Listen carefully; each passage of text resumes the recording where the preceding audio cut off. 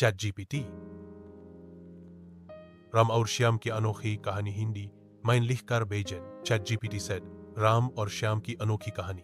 एक समय की बात है, एक छोटे से गांव में दो दोस्त रहते थे, राम और श्याम। दोनों की दोस्ती बहुत गहरी थी, लेकिन दोनों की आदतें और स्वभाव एकदम अलग थे।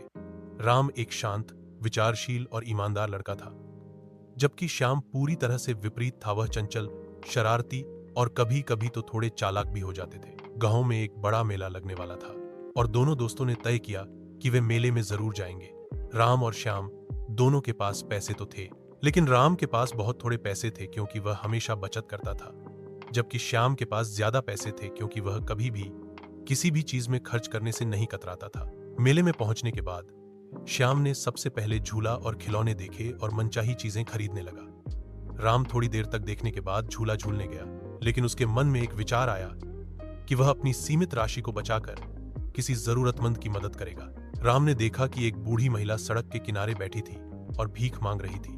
राम ने उसके पास जाकर कुछ पैसे दिए और उसे सांत्वना दी। श्याम ने यह सब देखा, लेकिन उसने इसे ज्यादा अहमियत नहीं दी और अपनी मौज मस्ती में व्यस्त रहा। समय बीतता गया और शाम को जब राम और श्याम दोनों घर लौट रहे थे, तो श्याम के पास पैसे खत्म हो चुके थे, जबकि राम के पास अभी भी कुछ पैसे बच गए थे।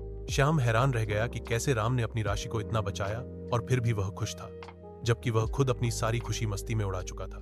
राम ने श्याम से कहा, देखो श्याम, खुश रहने का तरीका सिर्फ पैसे या चीजों में नहीं है।